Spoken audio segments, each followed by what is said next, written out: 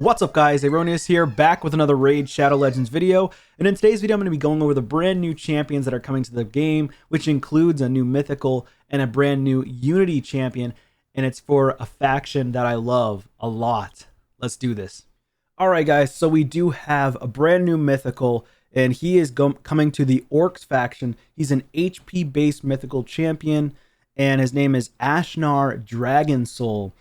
So he looks pretty cool from the picture here. I'll show a little clip of what he looks like with like a rotating picture of him as well, a little video of him.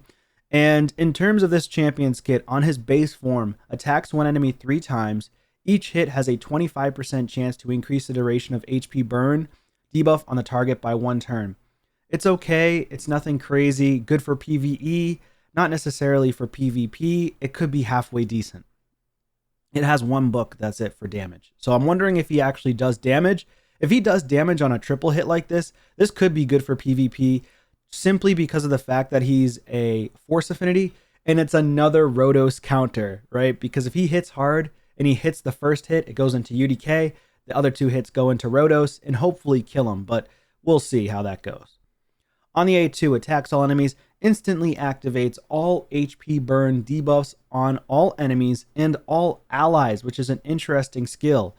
So is it going to be like similar to Gerptuck where he places HP burns on the allies rather than poisons on the allies? And I wonder if the HP burns on the allies will allow them to do more damage similar to Gerptuck as well, which is a legendary champion. Whenever an HP burn debuff is activated on an enemy by this skill, decreases their resistance by 10 and stacks up to 100. So it's decent for PvP, but I think it has to have a little bit more than just decreasing their resistance personally. I don't know how many people are having so much struggles with, resistance caps. I don't feel like people are having issues with getting accuracy, but I mean, I could be wrong. Maybe for PvP they might have struggles, but I don't know. I don't know if this is really that strong. Whenever an HP burn debuff is activated on an ally by the skill, increases their resistance. Okay, on the flip side, that's a lot better. Increasing resistance by 100 is nice. And also fills the turn meter of all allies by 5% for each HP burn debuff activated on enemies. So if you're in PvP, you're going to get upwards of a 20% increased turn meter on your allies, which is nice. But in PvE, it's going to be way better for Hydra, because you want to keep on increasing turn meter. He's going to be a very, very strong PvE Hydra champion for Nightmare so far.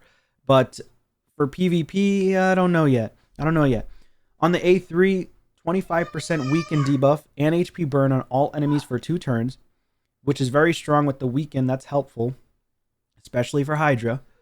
It's decent for PvP, but this guy's going to be a sheep magnet.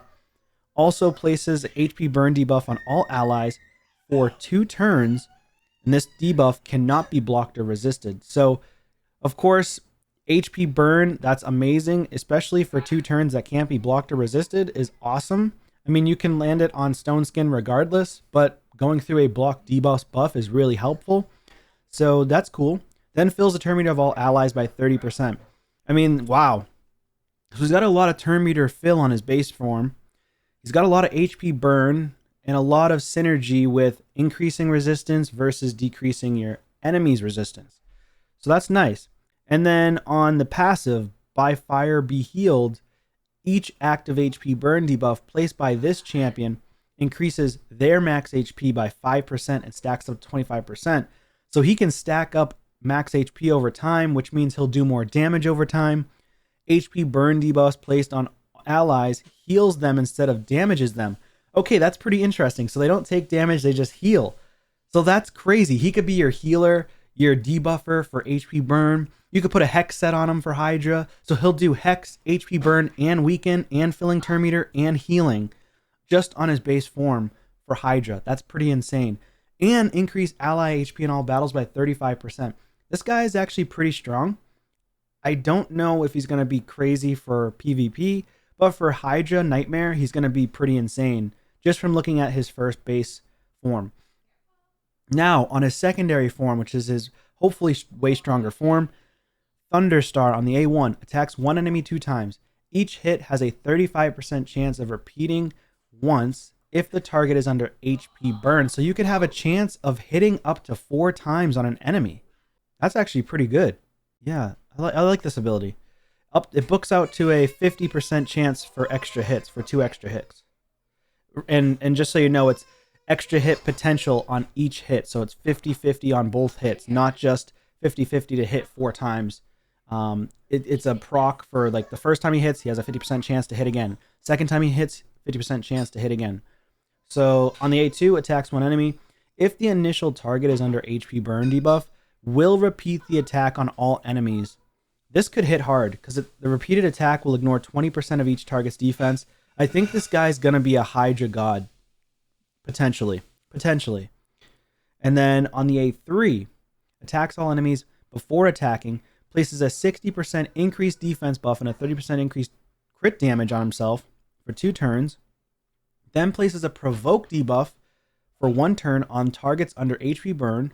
If the target of this skill is a boss under HP burn, places a provoke debuff for 2 turns instead. This attack cannot be a weak hit when hitting enemies under HP burn. So that's really nice. Of course, with HP burn, you know, if you have HP burn under the poison cloud heads on Hydra, you're not going to weak hit them anyways. So that's kind of contradictive. It doesn't even matter really. And then for the passive on this form, he has all of this champion's skills will ignore 15% of enemies' defense if they're under HP burn debuff. HP burn debuffs placed on allies heals them instead of damaging them, and then increase ally HP in all battles by 35%. Okay, so he's a decent champion. He's definitely not the best mythical. He's going to be a strong mythical, I'd say. HP-based champions typically tend to survive longer than attack-based champions, or sometimes defense-based champions as well.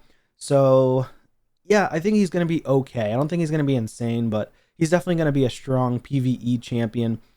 I don't know about PvP. We got to see his multipliers and how much damage he does, but he could be strong in PvP.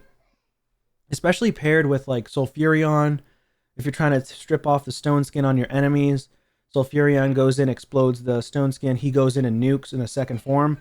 Something like that. That would be actually pretty strong, but we'll see. So this is what I've been waiting for, man. Oh, Skinwalkers. Finally. I hope this guy's going to be good. Also an HP-based champion. Now, this is the faction I've been waiting for a Unity champion because I utilize Sun Wukong a lot. Let me just actually showcase to you. I have Sun Wukong. I've got Samson, you know, also in Skinwalkers. Great with Sun Wukong. Great with Samson. Great with Nishak.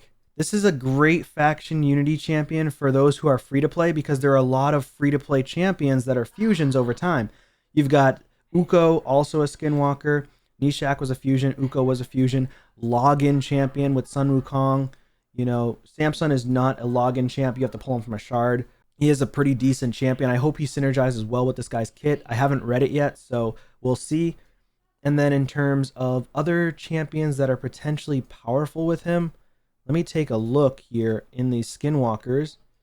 So we've got, yeah, I mean, Gallius sucks, but definitely strong with Mezimel, potentially, if he has a good kit. And then who else would you really use with this guy? I guess it depends on the synergy. Oh, Marius is good and Leorius is good. Okay, for damage dealers. So let's see. Let's see if he's going to be as strong as Teox. I doubt it because, you know, Teox was disgusting, but let's see. So on the A1, attacks one enemy 2 times.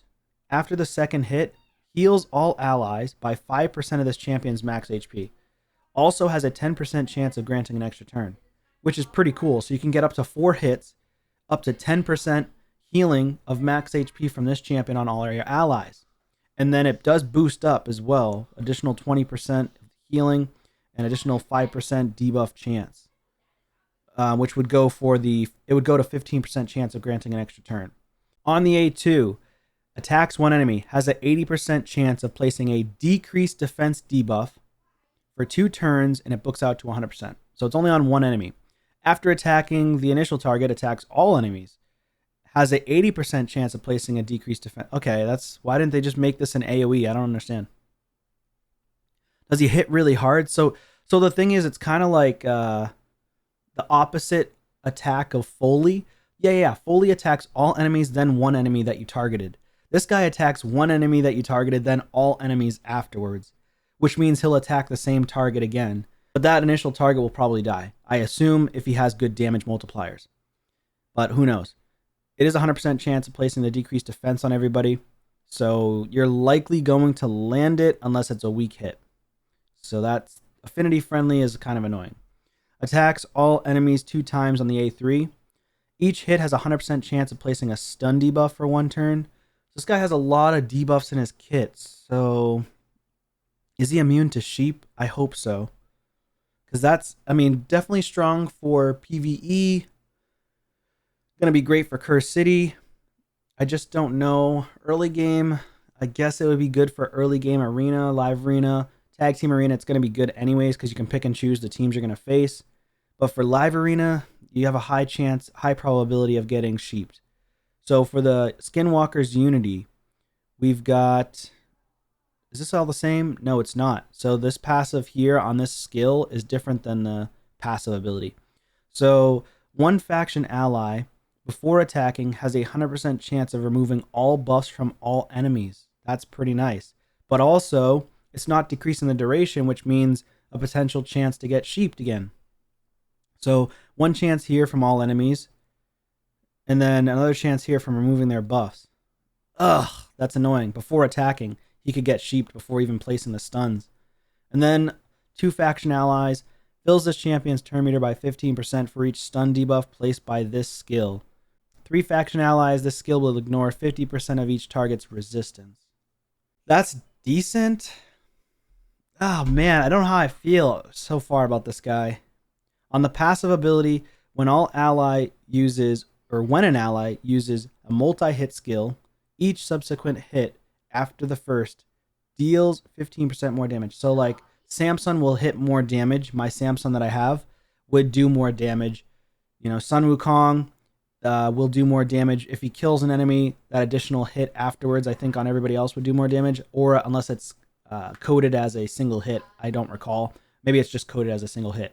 But for Samson, this guy would be pretty good paired with him, because he's going to do additional damage on that single hit, especially the AoE hit that will do 2 hits if he kills an enemy target. So that would be kind of cool. Okay. And then the passive here, whenever an ally hits an enemy, has a 10% chance of placing a stun debuff for 1 turn. What the heck? So he turns everybody into a CC magnet or what? It feels like he's trying to turn his whole team into a crowd control team, which is interesting. With 2 faction allies, whenever an ally inflicts a critical hit, fills their turn meter by 5% so they get faster. Wow. So it could be 10%. So with Samson, he would hit twice on his A1. He would gain 10% turn meter to hopefully get another turn quickly. Now, of course, Tormund is going to be the hard counter to this guy. With 3 faction allies, allies will ignore 30% of defense against enemies under stun. So you want this guy to go first. You want him to place stuns with the A3. Get him to place stuns on everybody after removing, so chance of removing all buffs with 1 faction ally and then placing stun. And then your allies will do, if you have 3 faction allies will ignore 30% of defense under people with stun. So that's actually really strong for classic arena and tag team arena. I don't know about live arena. You probably won't ever see him in live arena. I have seen Teox a lot in live arena, but this guy, he's not going to be in live arena as much as Teox. I can tell you that much. Now for the aura, increase ally speed in arena by 24%, increase ally accuracy in all battles by 60%, but it only applies to Skinwalkers. So, I mean, it's decent. It's decent. It's not crazy. It's pretty decent. I'll definitely try to go for this guy when he comes out, but he's not nearly as strong as Teox. He's not immune to sheep, so that's a big issue. I don't know. I don't know how I feel fully on this. I'm going to have to grade him definitely a B+ or A-. And he's a decent champion. I'm going to try to go for him because I have a lot of Skinwalker champions that I use mainly in arena. So we'll see how it goes. Anywho's, let me know your thoughts and comments down below. What do you think about this guy? Do you think he's going to come into any of your team comps, or are you even going to go for him, or do you just not care at all? I'd love to hear your thoughts in the comments down below, and where would you use him? Thanks again for watching. Take care.